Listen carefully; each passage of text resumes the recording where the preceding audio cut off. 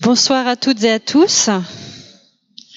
Et merci d'être venus pour cette première conférence jeudi de la santé du cycle qui redémarre entre maintenant 2024 et juin 2025. On a plusieurs conférences à vous proposer comme les années précédentes.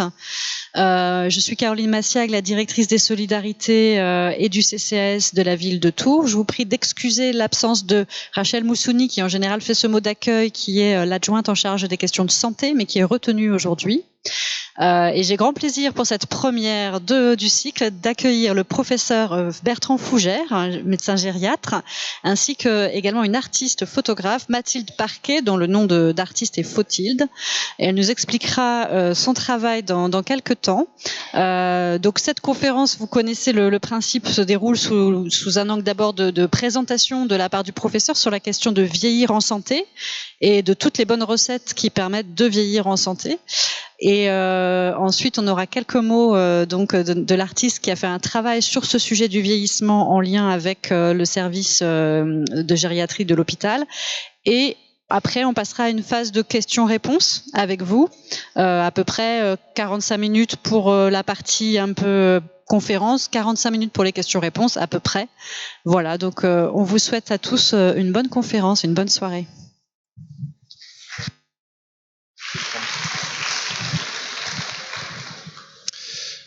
Merci beaucoup, bonsoir à tous. Merci à tous les partenaires et puis à la ville de Tours d'organiser ces événements des Jeudis de la Santé qui sont quand même un rendez-vous maintenant important et régulier. Donc voilà, Bertrand Fougère, je suis professeur de gériatrie à la faculté de médecine de Tours et je suis responsable du pôle vieillissement du CHU de Tours et aujourd'hui on va parler vieillissement en santé, ce que vous avez tous envie de faire, je pense, enfin j'espère. On va dérouler de la façon suivante. On va parler un peu du vieillissement de la population. On va parler un peu d'un concept qui s'appelle la fragilité et comment on détecte un peu cette fragilité et pourquoi il faut la détecter précocement. Et puis je vous donnerai quelques conseils justement pour essayer de continuer à vieillir en santé pour garder votre autonomie. Le vieillissement de la population, la première question déjà qu'on se pose, c'est à quel âge on est vieux. C'est une bonne question. En fait, on dit souvent, on est vieux, celui qui est vieux, c'est celui qui a 15 ans de plus que nous. Comme ça, on est large, et puis il y en a toujours un qui a 15 ans de plus que nous. Donc c'est plus facile. Au final, quand même, pour l'OMS, c'est 65 ans, l'Organisation mondiale de la santé, 65 ans, on dit qu'on est vieux. 60 ans, c'est les prestations sociales. L'allocation personnalisée d'autonomie, vous pouvez l'avoir à partir de l'âge de 60 ans. L'âge de 60 ans, c'est également l'âge à laquelle on a le droit de rentrer en EHPAD. Ensuite, et ça je vais le changer à force, 60-65 ans, c'est la définition sociétale, c'est l'âge de départ à la retraite. Donc il faudra changer, ouais. Ça veut dire qu'on vieillit. 65 ans, c'est le minimum vieillesse.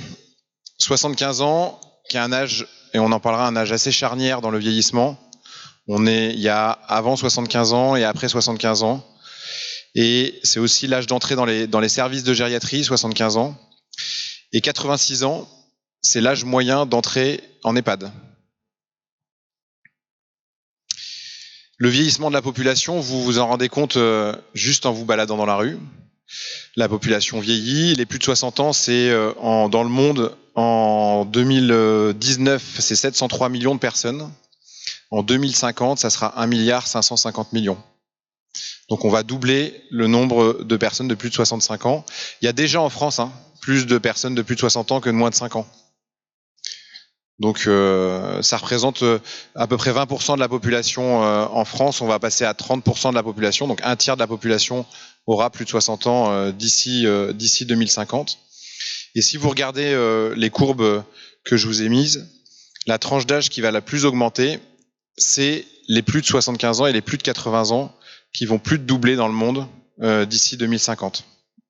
Et quand je vous disais sur la slide précédente que cet âge de 75 ans, c'était l'âge aussi à laquelle apparaissaient les premières limitations fonctionnelles et que c'est aussi cette classe d'âge qui va le plus augmenter, on a un vrai challenge dans le vieillissement en santé et dans la prévention de la dépendance pour faire en sorte qu'on garde son autonomie le plus longtemps possible.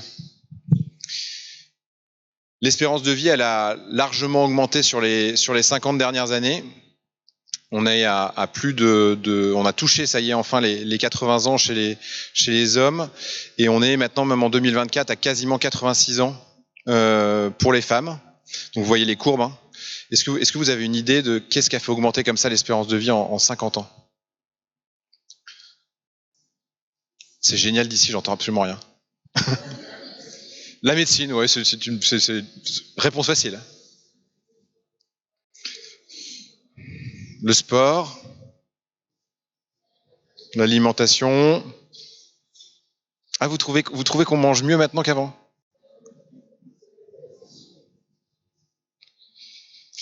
Eh ben non. L'hygiène, pas mal. Non, il y a deux gros facteurs, et c'est important que je vous en parle, et même dès maintenant, parce que je vais en profiter pour faire une première alerte. C'est les antibiotiques et la vaccination. Je savais que ça allait vous faire râler, la vaccination. Mais ça n'empêche que, en fait, avant, on mourait de maladies infectieuses. Quand on avait une maladie infectieuse, on mourait de maladies infectieuses. Et les antibiotiques et la vaccination ont fait qu'on meurt moins de maladies infectieuses. Et donc là, vous me voyez venir. Hein. Depuis mardi, c'est la campagne de vaccination pour la grippe et le Covid, sur laquelle un certain nombre d'entre vous sont concernés. En tout cas, j'ai l'impression. Donc il faut aller se faire vacciner. Il faut aller se faire vacciner pour la grippe et pour le Covid. Et on peut faire une co-administration, une épaule et une autre épaule. Ça sauve des vies, hein, pour de vrai. Nous, nos services de gériatrie sont pleins de gens qui ont des infections pulmonaires, soit par la grippe, soit par Covid, soit des pneumopathies à pneumocoque, non vaccinés. Donc c'est hyper important d'aller se faire vacciner. Premier message. Je prendrai vos questions après. Ça n'empêche que qu'est-ce qu'on essaye de faire? Vieillir, c'est bien, et l'espérance de vie augmente, mais qu'est-ce qu'on a envie? C'est quand même vieillir en santé. Et donc on a un autre marqueur qui est l'espérance de vie sans incapacité. Et cette espérance de vie sans incapacité, alors une incapacité, c'est pas qu'on se retrouve à être dépendant au lit. Une incapacité, c'est je sais pas faire mes impôts en ligne tout seul, je sais pas programmer un voyage tout seul, puis prendre le bus pour aller me déplacer tout seul, etc., etc. Ça, c'est une incapacité. La première incapacité apparaît à l'âge de 67 ans chez les femmes et 65 ans chez un homme. Ça veut dire qu'en fait, on a à peu près une vingtaine d'années où on va vivre avec des incapacités. Et nous, ce qu'on essaie de faire, c'est d'augmenter cette espérance de vie sans incapacité. Et quand vous voyez l'espérance de vie globale qui avait augmenté, la courbe était quand même très droite. L'espérance de vie sans incapacité, vous voyez sur les 20 dernières années, elle est plutôt assez stable. Donc on a créé cet espace entre une espérance de vie sans incapacité et une espérance de vie globale. Mais ça, c'est pour le coup l'évolution de la médecine. De la même manière, avant, vous mourriez de votre diabète, de votre hypertension artérielle, de votre insuffisance cardiaque, des cancers. Alors je dis pas que on meurt plus, mais on meurt moins et on vit avec des pathologies chroniques de plus en plus longtemps. Et donc, les progrès de la médecine créent la dépendance. Tout ça, ça coûte cher. La dépendance, ça coûte 30 milliards d'euros par an. Et alors, c'est réparti suivant différentes cases. Alors, vous allez me dire 30 milliards sur les 1000 milliards de dettes. On a de la marge. Mais le message, il est le suivant, c'est que si on fait de la prévention de la dépendance, du maintien de l'autonomie, on pourrait faire une économie de 10 milliards sur ces 30 milliards. Donc il y a aussi un impact économique à faire de la prévention de la dépendance et du maintien de l'autonomie. Alors, il y a un concept qui s'appelle le concept de fragilité, et il part de ce constat-là, c'est que l'âge sur votre pièce d'identité, c'est un très mauvais marqueur. Et on se rend bien compte que, au final, âge égal, les gens sont fondamentalement différents et que c'est pas justement l'âge de la pièce d'identité qui est un vrai bon marqueur de son vieillissement. Et donc, schématiquement, dans la population générale, on se retrouve avec 3 types de personnes âgées. Donc vous êtes tous à droite, à la salle de sport. Donc ça, c'est le vieillissement robuste. Ça n'empêche que c'est la majorité des personnes âgées. La majorité des personnes âgées ont un vieillissement robuste. De l'autre côté, c'est le vieillissement pathologique, c'est la dépendance. Et entre les deux, on a Simone. J'espère qu'il y a une Simone dans la salle. Entre les deux, il y a Simone, 85 ans, hyper tendue depuis 30 ans, qui en fait va chercher son traitement pour son hypertension, enfin va consulter son médecin tous les 6 mois pour aller chercher son traitement pour l'hypertension. Et puis là, elle va à la pharmacie et elle arrive avec une canne à la pharmacie. Et le pharmacien lui dit, vous êtes tombé? Non. Vous êtes fait mal quelque part? Non. Pourquoi vous avez une canne? Parce que je me sens plus en sécurité avec ma canne, j'ai un peu peur de tomber, je me sens un peu plus en sécurité. Et bien là, vous avez typiquement une dame qui vient de passer d'un vieillissement robuste à un vieillissement fragile. Et pourquoi on en parle, et pourquoi on va en parler là, tout du long de cette conférence? Parce que la fragilité, c'est potentiellement réversible. Ça veut dire que, et ça il y a des études, Simone, je lui fais faire 6 semaines d'activité physique 2 fois par semaine, elle lâche sa canne. Si par contre je la laisse rentrer dans sa fragilité, elle va marcher de moins en moins vite, elle va marcher avec un déambulateur, elle va se retrouver au fauteuil, elle va peut-être même chuter entre les deux, et elle va tomber dans la dépendance. D'où l'importance de repérer cette fragilité. Et ça, c'est un des premiers messages. C'est cette histoire de canne, par exemple. Si avoir une canne en vieillissant, c'était normal, tout le monde aurait une canne. C'est pareil pour la mémoire. Si on devait tous perdre la mémoire et que c'était normal avec l'âge, on perdrait tous la mémoire avec l'âge. C'est pas le cas. Donc ça, il faut qu'on casse aussi tous ces préjugés sur le vieillissement. C'est pas normal d'avoir une canne en vieillissant. C'est pas normal de perdre la mémoire en vieillissant. Alors maintenant qu'on s'est dit ça, comment on repère cette fragilité? Alors, ce modèle de fragilité, il a été développé il y a déjà une vingtaine d'années par une cardiologue américaine qui s'appelle Linda Fried, donc au début des années 2000. Et en fait, elle était dans son service, elle avait des patients insuffisants cardiaques, et elle s'est dit, mais je comprends pas pourquoi mes patients insuffisants cardiaques, il y en a qui évoluent bien et d'autres qui évoluent mal, alors qu'en fait, ils ont la même pathologie, le même âge, etc., etc. Donc, elle a cherché les facteurs qui pouvaient impacter la prise en charge et l'évolution en fait de ces patients. Et ce qu'elle a vu, c'est qu'il y avait 5 facteurs importants: la perte de poids involontaire, la diminution de la vitesse de marche, la faiblesse musculaire, donc plus avoir de force, notamment dans les mains, la fatigue et la diminution de l'activité physique. Et en fait, elle a dit, si les gens, ils ont 3 de ces facteurs ou plus, ils sont fragiles. S'ils en ont 1 ou 2, elle a fait une case des pré-fragiles. Et s'ils en ont pas, ils sont robustes. Alors vous allez me dire, c'est bien beau tout ça, mais en fait, il n'y a que des critères physiques là-dedans. C'est-à-dire que justement, si j'ai des problèmes de mémoire, si j'ai des pathologies X ou Y, etc., où est-ce que ça s'intègre là-dedans? Donc il y a d'autres outils qui ont été développés.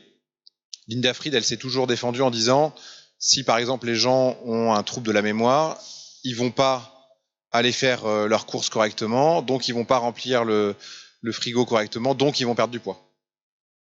Bon, c'est discutable, ça n'empêche que ce modèle de fragilité, je vous l'ai montré parce que dans la littérature scientifique, vous trouverez aucune notion de fragilité sans ce modèle de Fried, qui est le modèle gold standard en fait de repérage de la fragilité. Mais en fait, dans la littérature, on a retrouvé à peu près 79-80 outils qui ont été développés pour repérer la fragilité. Ils sont tous prédictifs d'événements indésirables, d'hospitalisation, de mortalité, etc. Donc ils sont tous validés. Mais en fait, en pratique clinique, à chaque fois je pose la question, mais est-ce que quelqu'un vous a déjà parlé de fragilité? Non. Et c'est toujours comme ça, alors que vous voyez ce modèle, Linda Fried 2001. Ça fait quasiment 25 ans qu'elle parle de fragilité et que la communauté scientifique, on parle de fragilité. Et en fait, personne ne parle de fragilité parce qu'on a du mal à implémenter ces outils cliniques. Je vous en ai mis une liste, mais c'est complètement imbuvable. C'est fait exprès, comme ça me fait une pause. Et au final, pourquoi on le fait pas? Alors, il y a plusieurs raisons. Une des premières raisons, c'est le manque de temps pendant les consultations. En fait, vous allez chez votre médecin parce que vous avez une pathologie X ou Y, et votre médecin, en fait, il n'a pas le temps potentiellement de repérer cette fragilité. Et encore, on en parlera parce qu'il y a des outils maintenant qui sont simples, sensibles et spécifiques qui permettent de repérer cette fragilité. Les patients ne se sentent pas malades. Et ça, c'est un point hyper important. Vous allez chez votre médecin parce que vous avez le nez qui coule, vous avez mal au ventre, vous avez de la fièvre, vous avez un symptôme. Et vous voulez que votre médecin fasse un diagnostic et traite votre symptôme. Il n'y a personne encore qui va chez le médecin en disant « je vais bien, essayez de me faire un test pour essayer de voir si j'ai pas une maladie ». Mais en fait, c'est ça qu'il faudrait potentiellement essayer d'arriver à faire. Mais c'est ça la prévention. C'est d'aller, pour le coup, consulter quand on va bien pour continuer à aller bien. Mais pour l'instant, on n'en est pas dans cette démarche-là, et on n'est pas non plus dans cette démarche-là aussi côté professionnel de santé. Parce que si je prends un médecin généraliste tourangeau X ou Y, il a à peu près une patientèle de 1500, 1600 personnes. C'est à peu près la patientèle d'un médecin généraliste qui travaille bien, de malade. Et là, je vais lui dire, tu vas aller voir quelqu'un qui n'est pas malade, et peut-être qu'en faisant des tests, tu vas le transformer en malade. Donc, tu en auras un de plus. Donc là, il nous regarde avec des gros yeux, il dit, ça pas encore. Donc on a du mal à aller dans cette démarche de prévention, parce qu'au final, on est habitué à aller dans une démarche curative et pas dans une démarche préventive. Ensuite, il y a des difficultés de lacunes sémiologiques. C'est sûr, voilà, à la fois dans les études de santé, que ça soit médicale ou paramédicale, en fait, on n'est pas du tout ancré dans cette démarche de santé. Nous, on apprend justement, je reviens sur mon insuffisance cardiaque, les signes de l'insuffisance cardiaque, c'est ça, plus ça, plus ça, égale l'insuffisance cardiaque, égale tel traitement. On est peu dans une démarche de prévention. Et ensuite, encore un des freins, c'est les outils de détection. Je vous l'ai dit, il y a 80 outils. Mais en fait, tant qu'on n'aura pas dit, en fait, c'est celui-là qu'il faut utiliser. Les gens, ils sont complètement paumés. Plus on va vous mettre d'outils, plus en fait, ils vont être paumés pour les utiliser et savoir comment il faut les utiliser. Donc ça, c'est pour les outils cliniques. Maintenant, on pourrait se dire, ça pourrait être sympa je vous fais une prise de sang et puis je vous dis, vous êtes fragile. Ça pourrait être quand même utile, comme on le fait pour le cholestérol ou autres pathologies. Ça va arriver, on y travaille, c'est encore du domaine de la recherche. Ça sera probablement un panel de biomarqueurs, ça ne sera pas juste le dosage comme le cholestérol d'un marqueur, etc. Ça sera plus peut-être comme ce qu'on a fait pour la maladie d'Alzheimer, par exemple, où il y a c'est un score en fonction de différents biomarqueurs. Ça sera pareil pour la fragilité, mais de toute façon, ça restera complémentaire à la pratique clinique quotidienne. Donc ça sera une aide en plus d'avoir ces paramètres biologiques. Alors tout ça, c'est bien. Voilà, je vous ai dit que c'était important de le faire, mais pourquoi c'est si important de faire ce diagnostic précoce? Alors je vous l'avais un peu illustré avec Simone qui finissait par prendre son déambulateur et être dans son fauteuil. Mais il y a quand même eu pas mal d'études qui ont montré l'intérêt d'avoir cette détection précoce. Et l'intérêt d'avoir cette détection précoce, c'est que là, par exemple, dans cette étude, ils ont pris des gens qui n'étaient pas fragiles, des gens qui étaient pré-fragiles et des gens qui étaient fragiles selon les critères de Fried que je vous ai présentés tout à l'heure, et ils les ont suivis ensuite pendant 10 ans. Et ils ont regardé ceux qui devenaient dépendants à 10 ans. Si vous êtes fragile à l'inclusion, vous avez un risque qui est multiplié par 2 de devenir dépendant à 10 ans. Sur la mémoire, c'est pareil. Là, ils ont pris des fragiles et des non fragiles. Ils les ont suivis pendant 7 ans. Et le risque de développer une maladie d'Alzheimer était multiplié par 2,5. Et c'est pareil, je pourrais le dérouler non-stop, c'est pareil avec le risque de fracture du col du fémur, le risque de décès multiplié quasiment par 3 à 10 ans, etc., etc. Les gens fragiles, vous avez compris, pas de plainte, c'est juste la petite dame qui a attrapé sa canne.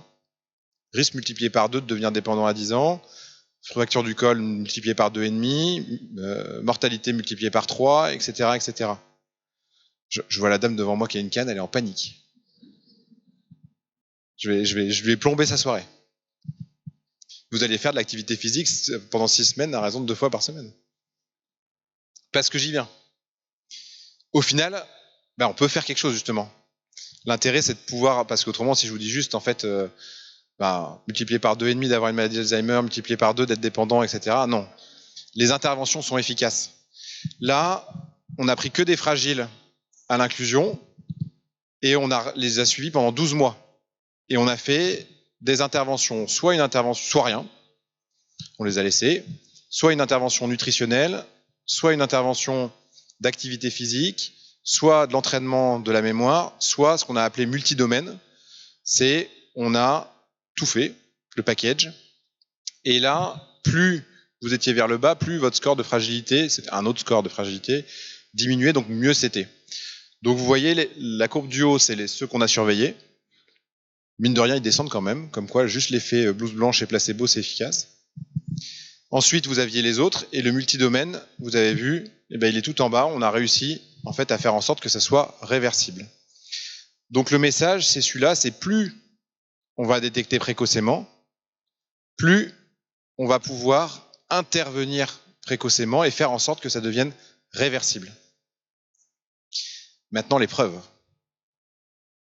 Ça, c'est la coupe d'un quadriceps, donc d'une cuisse, d'un homme de 40 ans, triathlète. Donc vous voyez en... Je ne sais pas si on voit ma... Non, on ne voit pas ma flèche. Le point blanc au plein milieu, c'est le fémur. Tout autour, vous avez du muscle. Ce qui est gris, c'est du muscle. Ce qui est un peu blanc tout autour, c'est la peau. Ce qui est un peu blanc dedans, il n'en a pas beaucoup, c'est un peu de graisse. Ça, c'est celui qui a 70 ans et qui est sédentaire. Donc, le muscle est toujours gris. Hein. Il y a un peu plus de graisse, il y a un peu moins de muscle. 70 ans sédentaire. 70 ans triathlète. On est comme, en final, en faisant de l'entretien musculaire, on est quasiment comme à 40 ans. C'est illustratif. Ça marche aussi pour la mémoire.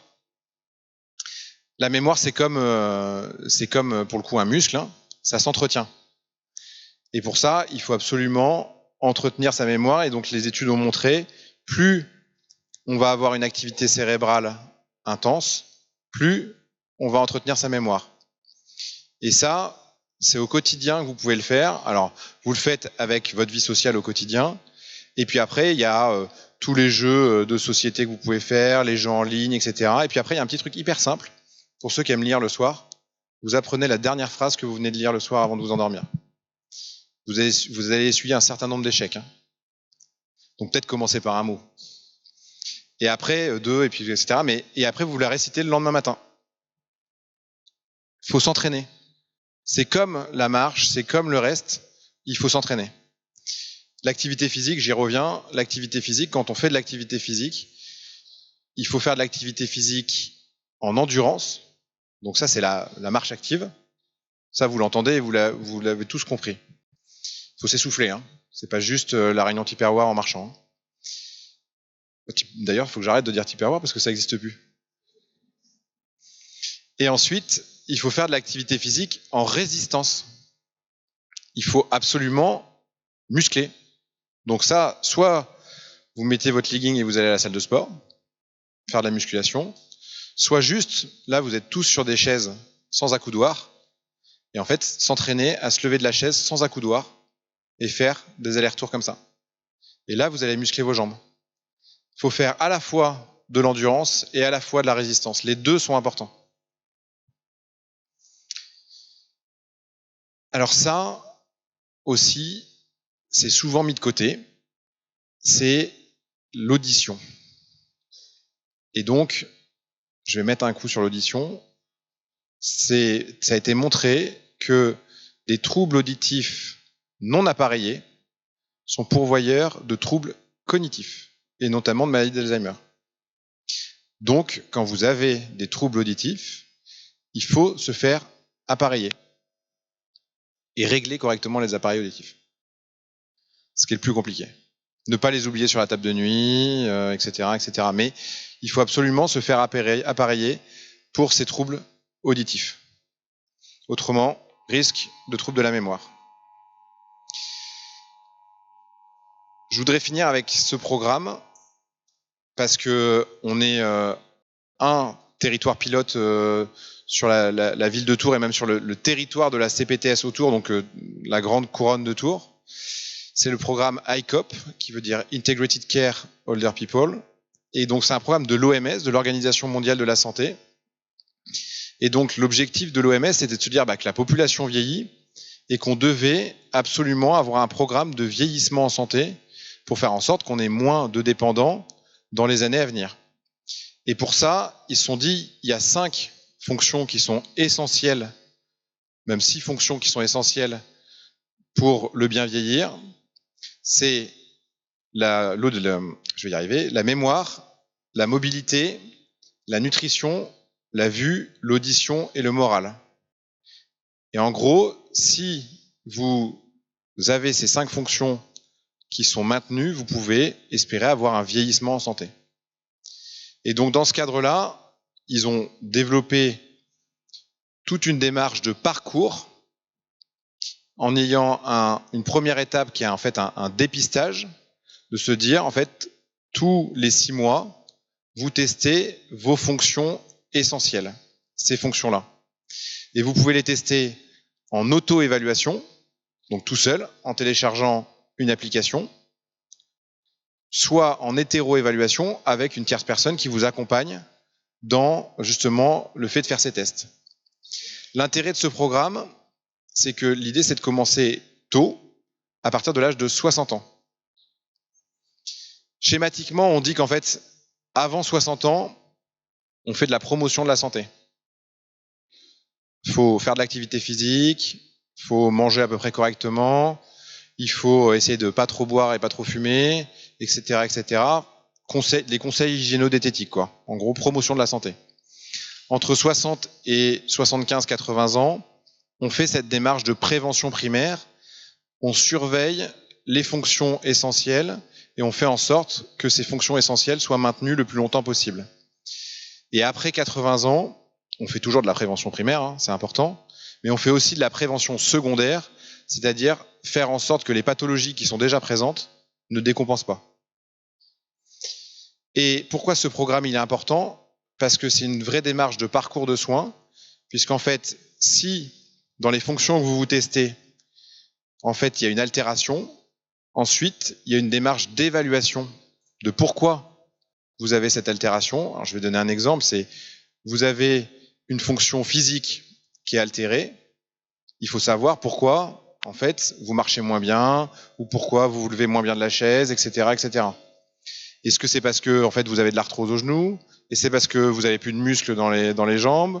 Est-ce que c'est parce que vous avez un problème cardiaque, etc. Donc là, il faut qu'il y ait une démarche d'évaluation pour ensuite savoir pourquoi vous avez ce problème-là. Mais il faut jamais faire un repérage et une évaluation si on ne fait pas d'intervention derrière. Derrière, après, il faut être capable de se dire, ok, vous avez de l'arthrose au genou, qu'est-ce qu'on fait ? On met une prothèse de genou, je vous fais des infiltrations, on prend des antalgiques, mais en fait, l'idée, c'est que par contre, vous puissiez récupérer votre fonction physique pour pas entrer dans la dépendance. Donc ça, c'est hyper important de faire du repérage, de l'évaluation et de l'intervention. Et c'est toute la force de ce programme ICOP, puisqu'on a l'étape 1 de dépistage, l'étape 2 d'évaluation, l'étape 3 du plan de soins, l'étape 4 surveillance du plan de soins, et l'étape 5 qui est un peu en fait partout, c'est l'implication des aidants, de la collectivité dans l'ensemble du programme ICOP. Il a aussi un intérêt, ce programme ICOP, c'est que, je vous ai dit, c'est à partir de l'âge de 60 ans. Alors, quand on le fait aux gens à partir de 60 ans, ils veulent pas le faire, parce qu'ils disent qu'ils sont pas vieux, ce qui serait vrai d'ailleurs. Mais ça n'empêche que ça a un rôle aussi d'éducation à la santé. C'est de se dire, il faut que je fasse attention à mes 6 fonctions là qui sont essentielles pour mon vieillissement en santé. Il faut que je me dise qu'il faut que je fasse attention à ma mémoire, que je fasse attention à ma nutrition, que je fasse attention à mes performances physiques, etc., etc. Donc il a aussi une vraie force d'éducation à la santé.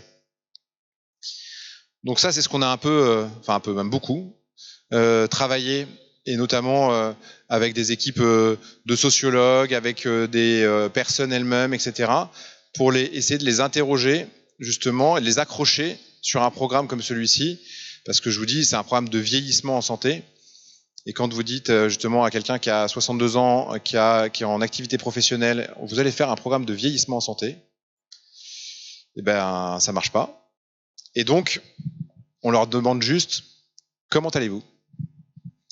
Et comme ça, pour essayer de les accrocher sur cette démarche justement du programme ICOP. Je vais laisser 2 secondes celle-là, parce que justement, si vous voulez vous tester sur ICOP, vous pouvez télécharger cette application sur vos téléphones. Donc elle s'appelle ICOP et moi. Vous tapez sur vos smartphones et Android. Et ensuite, vous vous inscrivez et vous faites la démarche ICOP. Et demain, je vérifierai nominativement qui a fait le programme ICOP. C'est-à-dire que là, vous êtes, j'ai aucune idée, la salle est à moitié pleine, donc vous devez être quasiment 200. Donc ça veut dire que demain, ma chargée de mission ICOP va dire qu'il y a 150 ICOP en plus. Elle va être heureuse. Je la vois d'ailleurs. Donc je vous la laisse 2 secondes, parce que vraiment, il faut qu'on en ait plus. ICOP et moi. C'est facile à retenir en plus. Et vous allez vous tester tout seul. Ça va vous faire lever de la chaise, etc., etc. Vous demandez si vous avez perdu du poids.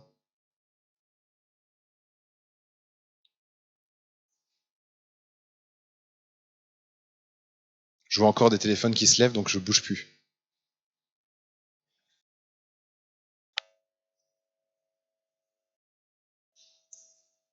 J'aurais dû venir avec plein de flyers, j'y ai pas pensé en fait.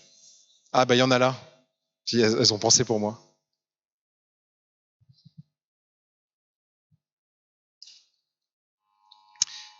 Au final, pour vieillir en santé, alors si je ne vous l'ai pas dit ça en fait quand même, c'est quand même la base, et peut-être que j'aurais dû commencer par ça. Déjà, qu'est-ce que ça veut dire vieillir en santé? Maintenant, l'OMS a dit que vieillir en santé, c'est pouvoir continuer à faire ce qu'on a envie de faire. C'est pas mal comme définition, parce que mon vieillir en santé, c'est pas forcément le vôtre, et comme ça, on personnalise ce vieillir en santé. Mais pour bien vieillir, il faut être bien dans sa tête, et ça, c'est justement entretenir sa mémoire, l'activité cognitive. Il faut être bien avec les autres, c'est la vie sociale.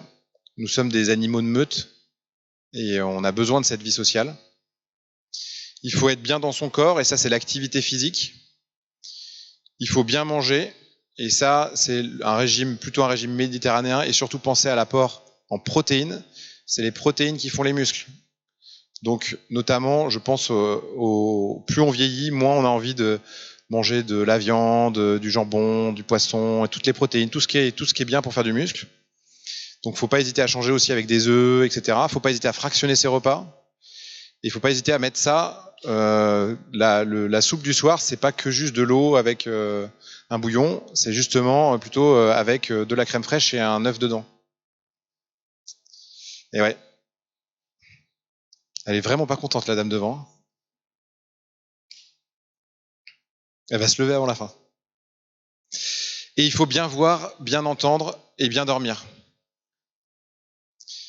Ah, bien dormir, ça, je sens que je vais avoir des questions sur bien dormir. Et ensuite, il y en a un 6e quand même, dont on parle probablement pas assez. Il faut bien faire attention avec ses médicaments.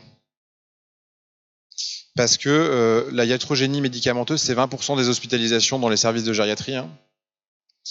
Et la moyenne, le nombre de médicaments, vous avez une idée du nombre de médicaments moyens après 80 ans? 3-4. Ici? Ouais, 10. 10 médicaments. Donc, 10 médicaments, quand vous avez 10 médicaments, normalement, les médicaments, les études, elles sont faites. Vous avez un traitement pour l'hypertension artérielle. Quand on fait l'étude, on donne le traitement pour l'hypertension artérielle versus un placebo, donc un morceau de sucre, et on regarde si en fait le médicament pour l'hypertension fait bien descendre la tension. Donc c'est 1 versus un morceau de sucre. Donc quand vous en donnez un deuxième médicament mélangé avec le premier, en fait, on ne sait pas ce qu'on fait puisqu'on n'a jamais fait d'études en mélangeant ces deux médicaments. Au troisième médicament, vous êtes un peu sorcier. Et au quatrième médicament, c'est probablement pour les effets indésirables du premier.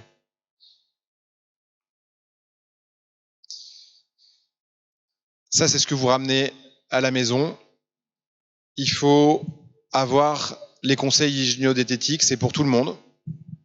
Donc voilà, il faut éviter le McDo matin, midi et soir et la bouteille de whisky tous les jours. Autrement, j'aurais du mal à faire de vous un vieux en bonne santé. Ensuite, il faut absolument qu'on détecte les personnes à risque de fragilité, à risque de perte d'autonomie. Il faut absolument qu'on les repère avant que justement il y ait une entrée dans la dépendance. Et ça, c'est tout le monde. C'est pas que des professionnels de santé. Il faut regarder les gens autour de soi et se dire, là, la petite dame, elle vient d'attraper sa canne. Non, je vais arrêter avec la canne. Elle marche moins bien ou elle marche moins vite. Elle a perdu du poids sans faire de régime, etc., etc. Enfin, en tout cas, il faut qu'on soit aussi autour de nous en regardant des points d'alerte. Pour ensuite faire une évaluation plus approfondie. Et là, on rentre dans le champ des professionnels de santé pour faire cette évaluation et pour faire des interventions qui vont être nutritionnelles, cognitives, d'activité physique ou multidomaines. Et il faut aussi, et là je prends ma casquette d'universitaire, il faut aussi qu'on intègre tout ça dans des programmes de recherche parce qu'il faut qu'on mette des preuves dans ce qu'on fait. Il faut qu'on arrive à dire que ce qu'on fait, ça marche, que ce qu'on fait, c'est efficace. Donc il faut aussi que vous puissiez participer tous à des programmes de recherche dans ce contexte-là. Et je vous remercie pour votre attention.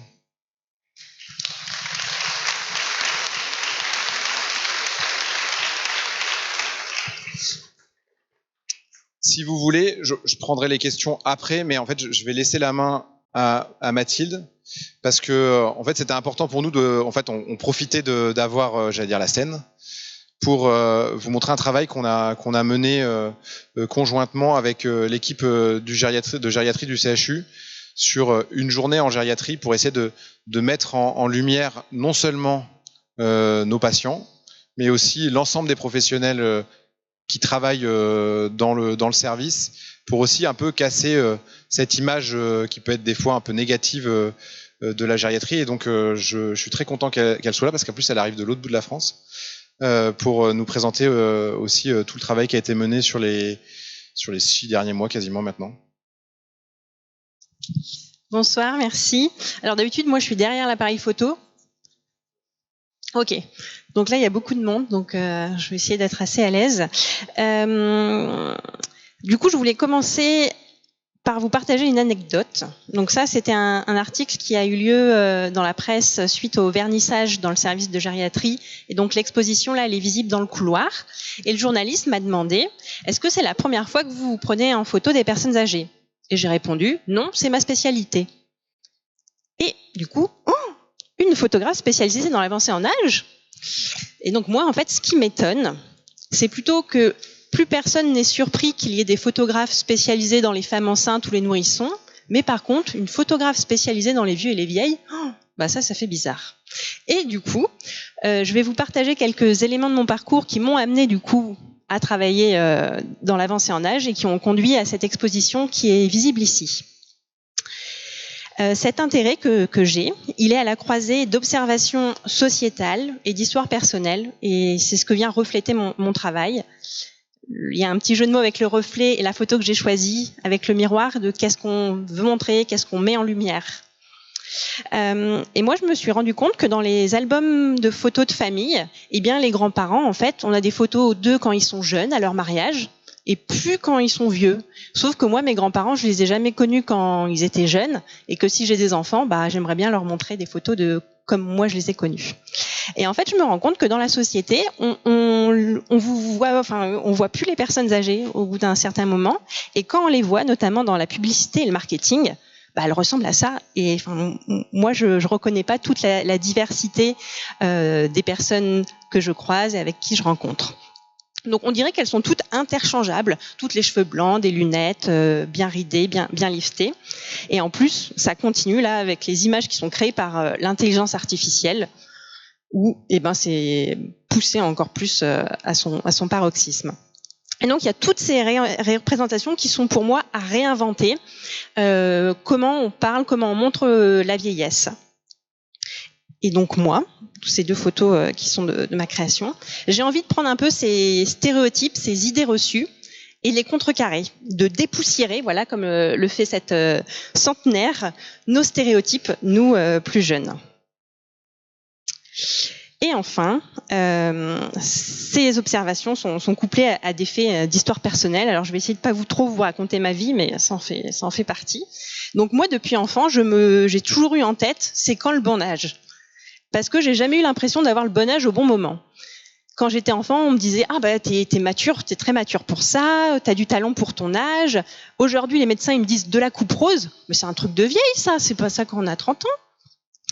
Et du coup, voilà, se pose vraiment la question de est-ce qu'il y a un âge pour continuer de vouloir être Peter Pan, continuer d'être amoureux, amoureuse, de rêver d'être Batman. Donc ça m'a toujours interrogée. Et puis je trouve que ça existe à tous les âges de la vie.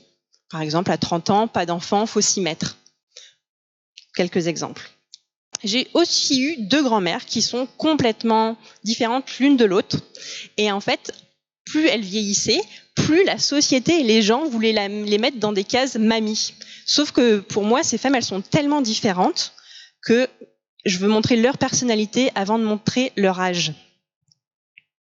Un autre élément très important, c'est que mon père a été et est encore proche aidant de ses parents. Il est fils unique.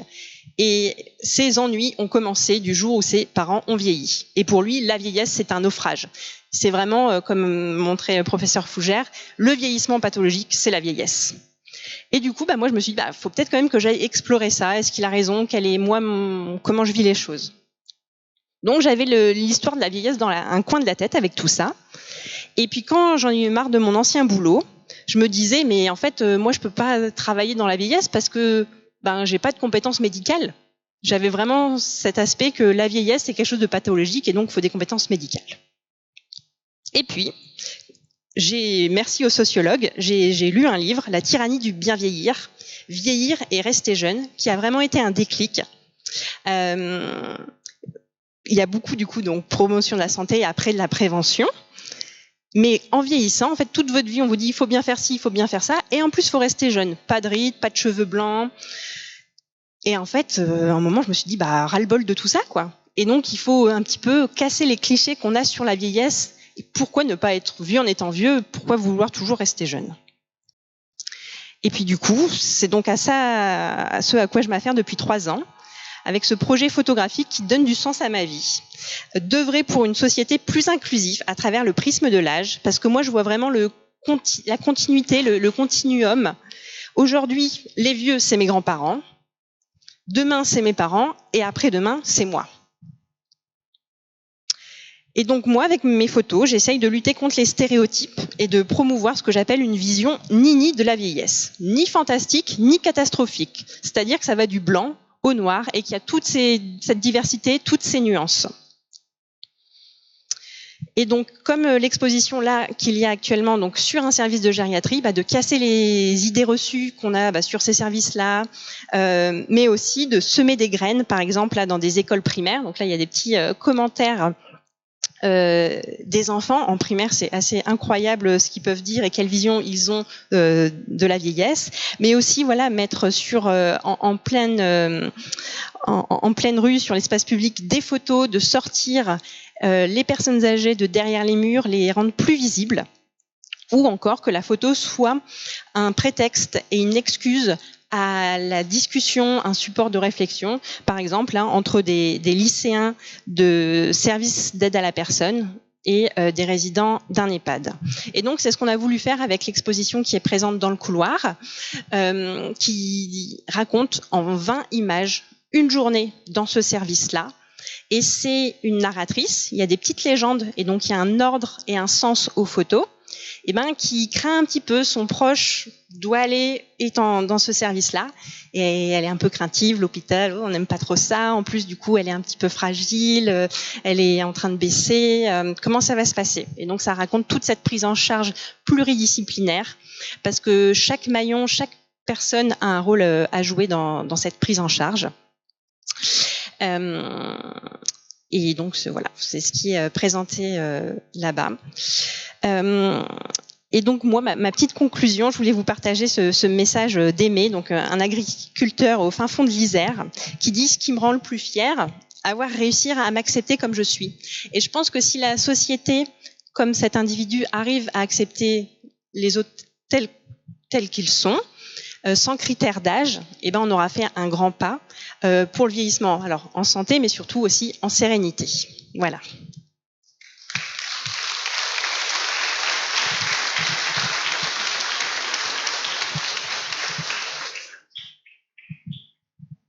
Dire autre chose sur l'expo ?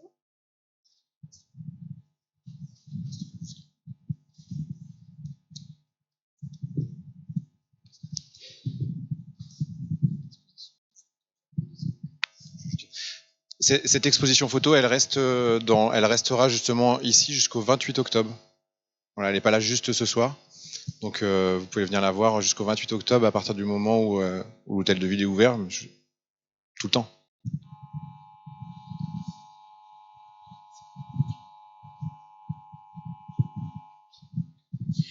Eh bien, merci à vous deux. On va passer aux questions de la salle. Donc, n'hésitez pas à lever bien haut la main pour que je vienne vers vous. Voilà, il y a déjà des questions de ce côté-là. Monsieur. Bonsoir, merci pour les photos et merci pour votre conférence. Quelle est la couverture vaccinale que vous préconisez après Essayez de parler plus fort. Ah ouais. Merci. Je voulais connaître la couverture vaccinale que vous préconisez après 65 ans. Quand vous parlez de la couverture, vous parlez des vaccins qu'il faut faire ? Ah oui, alors au-delà de 65 ans, de toute façon, vous avez au-delà de 65 ans, vous avez la grippe, le Covid à faire, ça c'est sûr. Vous avez tous les rappels de diphtérie, tétanos, polio, en fonction de quand est-ce que vous les avez fait avant, mais en tout cas, il y a ces vaccins-là. Il y a, pour beaucoup d'entre vous, le pneumocoque. Alors le pneumocoque n'est pas un vaccin, une recommandation sur l'âge, c'est un vaccin qui est une recommandation sur des pathologies. Mais voilà, si vous êtes diabétique, une insuffisance cardiaque, une pathologie neurologique X ou Y, etc., etc., vous avez une indication à la vaccination pneumocoque. En ce moment, en France, c'est à 7% des gens qui ont une indication à la vaccination pneumocoque qui sont vaccinés. 7%. Et ensuite, vous avez le zona. Donc ça, tout le monde l'oublie. 2% des gens qui ont une indication à la vaccination pour le zona qui sont vaccinés. Donc ça, à partir de l'âge de 65 ans, vous pouvez vous faire vacciner pour le zona. Et c'est pareil, hein, le zona, ça quand même, en dehors de la pathologie au moment où vous l'avez, ça donne surtout beaucoup de les douleurs post-zostériennes qui peuvent être très longues. Donc vaccinez-vous pour le zona. Et ensuite, il y en a un qu'on oublie tout le temps. C'est la coqueluche. Il faut faire son rappel coqueluche à partir du moment où vous êtes dans une démarche qu'on appelle de cocooning. Donc ça veut dire à partir du moment où vous êtes grands-parents et que en fait il y a des enfants en bas âge qui tournent autour de vous, il faut absolument faire le rappel coqueluche pour éviter, alors pour vous, mais surtout pour eux en fait. Parce que la vaccination, c'est se protéger soi, mais protéger les autres. En fait, on fait vraiment la démarche de vaccination, et c'est pour ça que même quand grippe, Covid, etc., on dit non, mais c'est pas grave. Moi, au pire, je préfère avoir une petite grippe que mon pic de fièvre à 38 si vraiment j'ai la vaccination pour la grippe. Mais vous ne protégez pas que vous. Vous protégez aussi celui qui sera plus fragile, que vous allez aller voir et à qui vous allez filer la grippe. Je crois pas que j'ai oublié de vaccin. Mais ça fait déjà pas mal. Hein. Bonjour. Merci pour la prestation, c'était très bien. Je suis client ICOP, je suis abonné. Donc je suis suivi tous les 6 mois, mais depuis un certain âge. 60 ans, d'abord, je ne sais pas si ça se faisait. Ah non, c'est tout nouveau, hein, ICOP. Ouais, voilà. Je suis allé chez mon médecin la semaine dernière, comme ça, une ordonnance, il fallait qu'on renouvelle. Et il m'a fait faire le tétanos plus la coqueluche. Ah bah, je vais faire un centenaire là. Alors ma question, elle n'est pas tout à fait là. Allez, vous en avez pas parlé, c'est bien tous les conseils, là on va repartir tous à faire du sport, etc., etc. On n'a pas parlé de la solitude des veufs ou des veuves, où là on risque de tomber rapidement dans la dépendance. Je vous l'ai mis à la fin dans les règles du bien vieillir, dans le fait que c'est une vie sociale. alors, il y a eu un rapport des petits frères des pauvres que vous pouvez consulter en tapant sur internet, qui est sorti il y a une dizaine de jours, justement pour montrer l'isolement et la solitude des personnes âgées, qui est assez importante. Hein. Franchement, c'est un vrai fléau. D'où des fois, quand on interroge les gens sur le fait de vieillir à domicile, il y a aussi des questions qui se posent là-dedans, puisque vieillir à domicile, c'est aussi des fois être complètement isolé tout seul chez soi, ou alors avoir aussi 8 passages par jour de gens qui rentrent et qui sortent en continu. Mais oui, l'isolement, c'est un vrai fléau, et c'est autour de nous. Il faut qu'on ait des démarches citoyennes aussi, qu'on a vu d'ailleurs un peu pendant Covid. On allait frapper un peu des fois chez sa voisine pour aller savoir si ça allait bien, etc. Il faudrait qu'on continue. Il y a une démarche, et on en avait déjà parlé avec la ville de Tours sur la bibliothèque mobile, où en fait aussi pour proposer aussi des livres, et donc ça permet de passer aussi chez les gens. Enfin, en tout cas, il faut absolument essayer d'aller rompre cette solitude des personnes âgées. Ouais.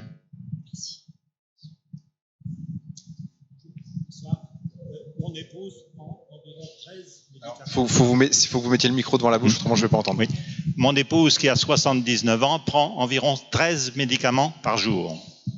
Il me semble que d'après vos commentaires, c'est beaucoup trop. Mais comment prioriser quand le médecin les prescrit?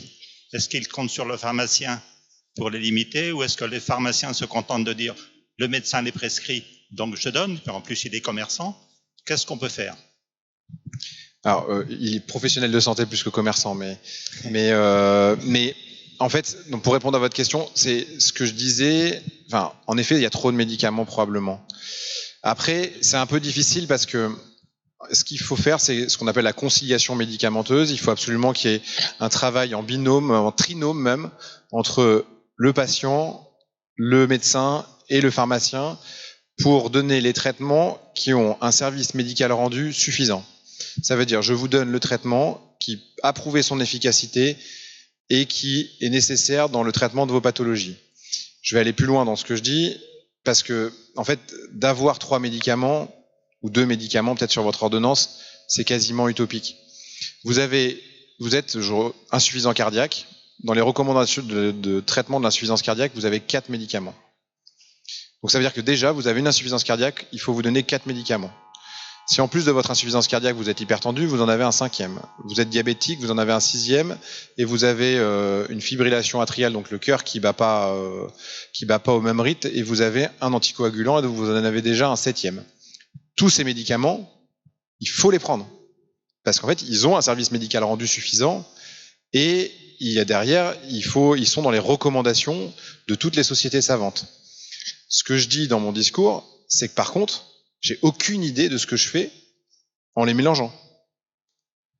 Et probablement que même ça crée plein d'effets indésirables, parce que si je mélange tous ces médicaments, peut-être que je vais faire une hypotension orthostatique et ça fait chuter les gens, etc., etc. Mais par contre, ils ont tous un service médical rendu suffisant et ils sont tous recommandés. Ça n'empêche qu'il faut se poser la question, et toujours se poser la question, au moins quand on ajoute le médicament ou quand on va renouveler un traitement, de se dire, est-ce que le service médical rendu est suffisant? Est-ce qu'il a une indication? Ce traitement a une indication, et est-ce que je dois le garder sur mon ordonnance? Le médecin et le pharmacien, en concertation avec le patient. C'est difficile. C'est difficile. Mais c'est ce que je vous disais, c'est ce que j'ai dit à un moment dans mes propos. On crée le suivi de ces pathologies chroniques et ces difficultés. C'est les progrès de la médecine. Bonsoir. D'abord, je voulais vous féliciter pour la qualité de votre intervention. 1h30 très intéressante. Et savoir quel est votre métier. Vous êtes médecin généraliste? Je suis gériatre au CHU à Tours. Gériatre? Oui. Donc, je suis pas médecin traitant, je prends pas de patients. Est-ce qu'on peut vous voir en consultation? Parce que avec l'âge, on a des difficultés qui arrivent. Quand on était jeune, on n'y pensait pas. Hein, il y a au niveau du côlon, on n'a plus les mêmes activités qu'avant, on bouge moins.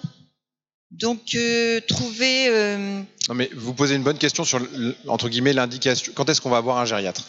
C'est vrai que c'est une bonne question de l'indication d'aller voir un gériatre versus mon médecin traitant que je vois tous les jours, ou que je vois régulièrement en tout cas là-dessus. L'intérêt de la gériatrie, c'est cette vision transversale qu'on va avoir quand on va vous voir, puisqu'en fait, la gériatrie, c'est une spécialité bio-médico-psycho-sociale. Ça veut dire qu'on va vous regarder de la tête aux pieds et regarder aussi votre environnement physique et l'environnement des aidants, aussi tout ce que vous pouvez avoir quand on va vous prendre en charge. Exemple, et par exemple dans un service de gériatrie, vous rentrez pour une infection du poumon, la prise en charge, c'est je traite votre infection du poumon, probablement avec des antibiotiques, et puis si vous allez mieux, vous sortez. Mais sauf que si, en fait, le temps de l'hospitalisation, en 5-6 jours, vous avez un peu plus de mal à marcher, et qu'en fait, vous habitez dans un appartement ou une maison qui est avec la chambre et la salle de bain à l'étage, là, on se retrouve en difficulté. Et ça, nous, en fait, en gériatrie, on y pense dès l'entrée, à se dire c'est quoi le mode de vie de la personne, comment elle est entourée, qu'est-ce qu'elle a envie. Et donc, l'intérêt de faire une consultation gériatrique, c'est de faire un point, peut-être une fois par an, une fois tous les 2 ans, sur la vision transversale, entre guillemets, de ma vie et de mon parcours de vie et de soins. Mais c'est votre médecin généraliste qui reste au centre de la prise en charge et au centre de votre suivi de toutes vos pathologies.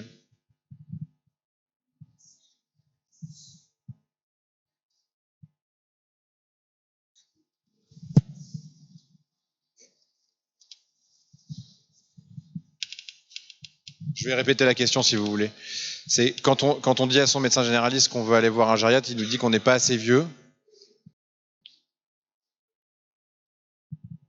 Oui. Et quand on appelle l'hôpital, il nous faut la lettre du médecin. Faut râler sur votre médecin. On fait de plus en plus même des consultations de prévention à partir de l'âge de 60 ans. Donc non, moi j'ai mon équipe en gériatrie au CHU, on a quasiment 20 médecins. Des créneaux de consultation, on en a et on en trouvera. Donc si vous voulez une consultation gériatrique, vous insistez auprès de votre médecin et puis il vous fera un courrier pour vous adresser à la consultation de gériatrie. Vous râlez.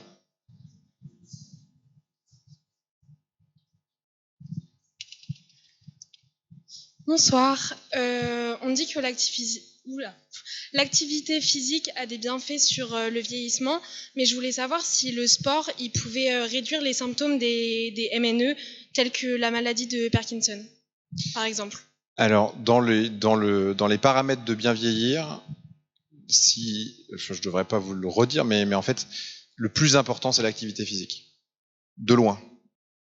Alors en plus de tout, c'est si vous faites de l'activité physique, probablement que vous dormirez mieux, que vous aurez un peu plus faim, que vous allez le faire peut-être de façon sociale avec d'autres personnes. Donc en plus vous allez probablement avoir d'autres effets de l'activité physique. L'activité physique, ça marche sur tout. Ça marche sur la diminution de l'hypertension artérielle, ça marche sur les maladies neurologiques X ou Y. Un malade de Parkinson, il a des rigidités, plus il va en fait faire d'activité physique et plus il va entretenir ses amplitudes articulaires, mieux il va se porter. Donc l'activité physique, prévention du cancer, maladies cardiovasculaires, l'activité physique, ça marche sur tout. Si vous retenez que ça.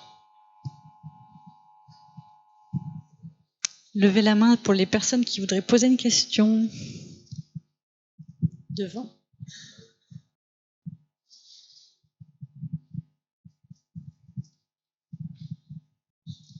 À l'ère des données de santé, où les données de santé sont vraiment recherchées et très précieuses,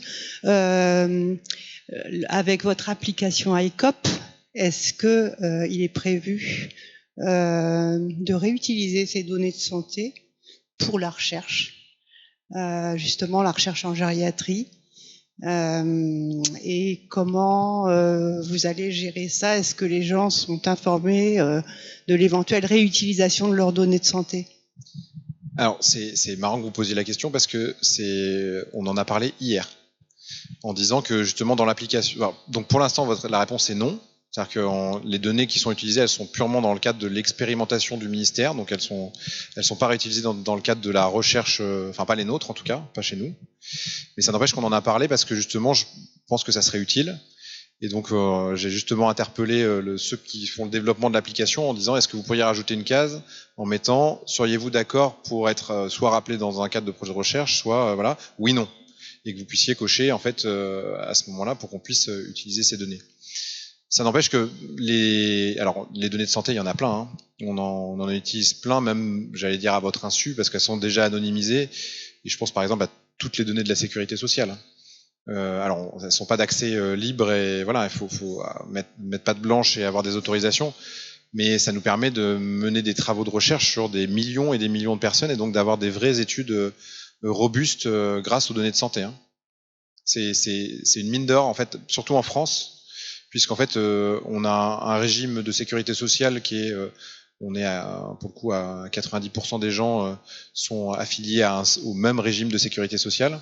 Et donc on a toutes ces données de santé, ce qui est différent par exemple des États-Unis où en fait c'est un système assurantiel, donc tout le monde est sur des régimes d'assurance différentes et donc on n'a pas toutes ces données de santé. Nous on a une richesse d'avoir des données de santé pour 55 millions de personnes à peu près.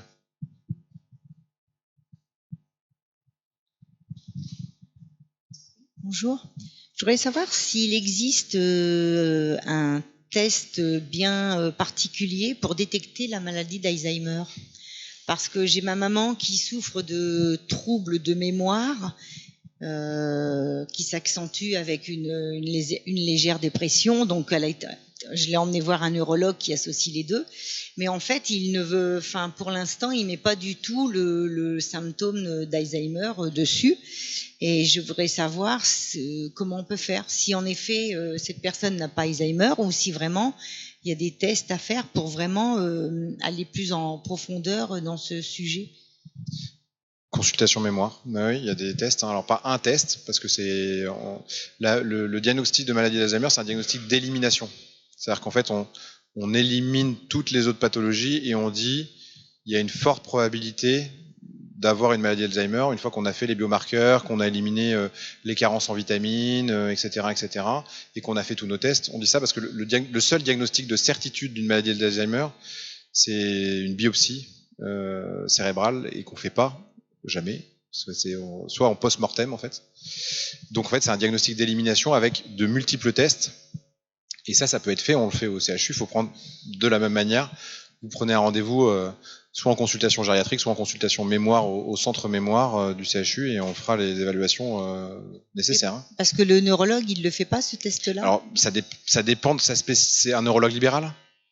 Oui, libéral. Ça dépend de son axe, même la neurologie, nous, au CHU, il y en a qui sont spécialisés dans la sclérose en plaques, dans la SLA, dans machin. Ils sont pas tous, entre guillemets, spécialisés dans la mémoire. Ils ont tous des connaissances sur la mémoire, mais on a la chance à Tours d'avoir un centre mémoire. Il faut aussi aller au centre mémoire. Hein. D'accord. Merci.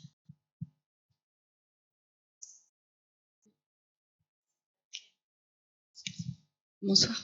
Je me posais la question de la prévention, notamment avant que les personnes ne deviennent fragiles, et de l'intervention d'autres professionnels que les médecins, compte tenu de la charge qui leur incombe et du fait que cette prévention, elle est justement pas médicale. Est-ce qu'il peut pas y avoir un autre palier, un autre contact d'un professionnel pour travailler sur cette prévention, pour la détecter, pour aider à des mises en place d'actions? Alors donc, juste pour essayer de reprendre votre question, c'est par exemple, est-ce que sur l'étape de dépistage d'ICOP, il pourrait y avoir d'autres personnes que des professionnels de santé ou d'autres personnes que des médecins? Parce que ICOP, c'est une appli, ouais. D'accord, qui après nous encourage à... En fait, vous testez directement sur l'appli, en fait. Mais bon, tout le monde n'ira pas sur cette appli, effectivement. Soit après, pour le coup, ça peut être accompagné. Et par exemple, nous, dans le cadre du programme ICOP, on travaille par exemple avec les facteurs. Et c'est les facteurs qui en fait accompagnent les personnes à faire le programme ICOP. On travaille aussi dans les laboratoires de biologie médicale au moment où vous attendez pour faire votre prise de sang avec les professionnels qui sont dans le laboratoire. Voilà. On travaille avec les centres de téléassistance, etc., les travailleurs sociaux. C'est ça, voilà. Je voulais savoir quels étaient les autres relais qui allaient pouvoir faire le lien. Tout le monde. Parce que la famille n'est pas toujours présente. Tous les autres, parce qu'en plus de tout, je pense que justement, il faut qu'on mobilise les professionnels de santé sur l'évaluation. Parce qu'il n'y a déjà pas assez de ressources de professionnels de santé. Si en plus on on les mobilise sur du dépistage où en fait on n'y arrive pas, il faut qu'on les garde pour l'évaluation, ce qui est déjà pas simple non plus.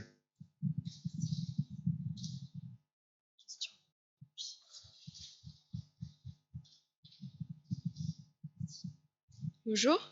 Qu'est-ce qui fait qu'avec l'avancée en âge, on observe une inappétence envers les protéines chez les personnes âgées? Qu'est-ce qui fait qu'avec l'âge, en fait, on a une inappétence aux protéines, donc en vieillissant? Vous avez, il y a deux gros paramètres. Vous avez des récepteurs dans la bouche et vous êtes tous en vieillissant. Et quand je vais vous le dire, vous allez sourire, mais plus vous vieillissez, plus vous avez une bouche sucrée. Une bouche sucrée. Ouais, plus vous aimez le sucre, les gâteaux, les machins. Plus en vieillissant, plus on vieillit, plus on a une bouche sucrée. Ça, c'est nos récepteurs, en fait, nos récepteurs dans la bouche font qu'on a une sensibilité plus accrue, justement, au sucre versus au sel, qui est plutôt quand même dans ces protéines-là. Et puis après, c'est assez digestif. C'est qu'en fait, on les métabolise moins bien, les protéines, en vieillissant. Donc, on a une sensation de pesanteur, donc on n'a plus envie.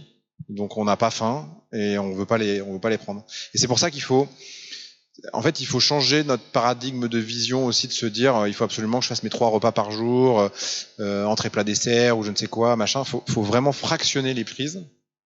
C'est-à-dire que c'est pas grave si en fait vous remangez une partie de votre petit-déj à 10h et puis vous remangez une bouchée de je ne sais quoi à 14h parce que y a besoin. Mais en fait, vaut mieux fractionner les prises plusieurs fois dans la journée et puis surtout enrichir avec d'autres choses sur des repas du soir, par exemple. Je pense au repas du soir parce que c'est souvent celui qui est un peu mis de côté. Et or, en fait, vous avez mangé à midi, et si vous remangez le lendemain matin, vous faites un jeûne qui est beaucoup trop importante. Donc là, c'est important d'aller manger, d'enrichir le soir avec des protéines. En tout cas, d'essayer. Alors, je vois pas de main levée, n'hésitez pas. Il y a encore un petit peu ici devant. Voilà, pardon, c'est que vous êtes nombreux. Je vais faire le tour. Mais c'est pour le tour. Physique, je vois très bien pour l'endurance, mais pour la résistance, est-ce que vous pourriez, à part la muscu, ou se lever de sa chaise sans se le céder, donner d'autres exemples, s'il vous plaît? Même le fait de monter les marches d'escalier plusieurs fois, en fait, vous faites travailler, voilà. En fait, après, ça, je parle pour les jambes, mais par exemple pour les bras, vous achetez un pack d'eau. Hein, et vous faites votre musculation avec le pack d'eau, vous travaillez avec des poids X ou Y que vous pouvez avoir chez vous. En fait, c'est vraiment travailler l'exercice de musculation. C'est ça la résistance. Et là, vous pouvez, n'importe quel paramètre de résistance. Oui, bonjour. Vous avez cité beaucoup d'exemples sur lesquels on peut maîtriser le niveau qu'il faut atteindre. Par contre, qu'en est-il vis-à-vis du sommeil ? Parce que là, lorsqu'on vieillit, on a tendance, dit-on, à beaucoup moins dormir. Hein. Alors, le beaucoup moins, de toute façon, ne doit pas descendre en dessous des 5-6 heures. C'est-à-dire que quand on vieillit, arriver autour des 5-6 heures, c'est normal, versus les 11 heures d'un enfant ou d'un ado. Mais par contre, on ne doit pas descendre en dessous des 5-6 heures. Ce qui est perturbant quand on dit ça, c'est que si vous prenez votre dîner à 19h, que vous vous couchez à 20h, à 1h du matin, votre nuit est finie. Et là, vous dites, mais c'est pas possible, je dors mal, j'arrive plus, c'est incroyable, machin. En fait, non, c'est juste que votre nuit est finie. Et dans ces cas-là, le conseil, c'est surtout se coucher plus tard. Parce que de toute façon, vous dormirez pas plus que 5-6 heures à partir d'un certain âge. Enfin, il y a des gros dormeurs et qui resteront toujours gros dormeurs, mais faut pas descendre en dessous parce que pour le coup, là, ça entraîne c'est plutôt un facteur de risque cardiovasculaire. Mais par contre, 5-6 heures, c'est plutôt, voilà. Il faut pas s'amuser à aller prendre, se dire à 1h du matin, je dors pas, je vais prendre un petit cachet pour m'endormir. Ça, faut surtout pas parce que vous allez vous lever après pour aller aux toilettes 2 heures après, vous allez vous casser la figure sur les toilettes et c'est pas une bonne solution. Bonsoir. Une autre chose qui est importante et que j'ai vécue, c'est l'importance de la prévention des chutes. je tombais souvent et de face, et ça prévenait pas. Donc, en fait, j'ai bénéficié de séances de kiné, de renfort musculaire au niveau des jambes. Ça a duré de très nombreuses séances, mais ça finit par être efficace. Mais on met des mois à récupérer de la musculation, et normalement, maintenant, je ne tombe plus. Mais c'est grâce à la kiné et au travail, enfin, c'est du travail personnel. Le kiné donne les mouvements à faire, et vous les faites 20 fois, 40 fois, 50 fois, et jusqu'à ce qu'on y arrive. Mais c'est très important pour la prévention des chutes, de remuscler certaines parties des jambes. Voilà. Vous avez tout dit. Et en plus de tout, un point qui est hyper important, c'est vous êtes acteur de votre propre santé. Moi, je peux donner que des conseils en soi, mais c'est vous qui allez décider de la façon dont vous voulez vieillir et de la santé que vous allez avoir. Alors, il y a des facteurs intrinsèques, c'est-à-dire que malheureusement, on n'est pas tous égaux, hein. Mais par contre, les facteurs extrinsèques, tout ce qu'on s'est dit, ça, c'est vous qui les maîtrisez. Et donc, c'est à vous de prendre soin, en tout cas, de votre santé. Et ça, c'est l'exemple qu'on donne souvent. Le patient qui vient nous voir et à qui on fait une prise de sang et qui a du cholestérol. On lui dit, la première chose qu'on lui dit, c'est faut faire de l'activité physique et arrêter de manger du saucisson, quoi.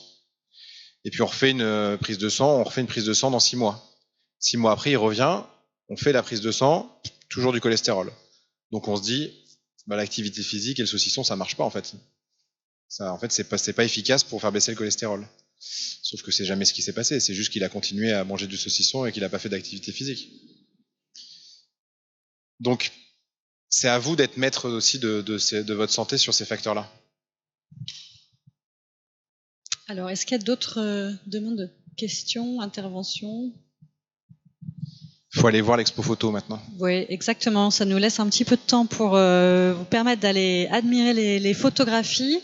Il me reste juste à vous annoncer le prochain jeudi de la santé qui sera le 28 novembre, notamment sur les thèmes des troubles de la vision, glaucome, cataracte, etc. N'hésitez pas à venir aussi nombreux. Merci beaucoup à nos intervenants pour la qualité de leurs informations. Et bonne soirée à tous.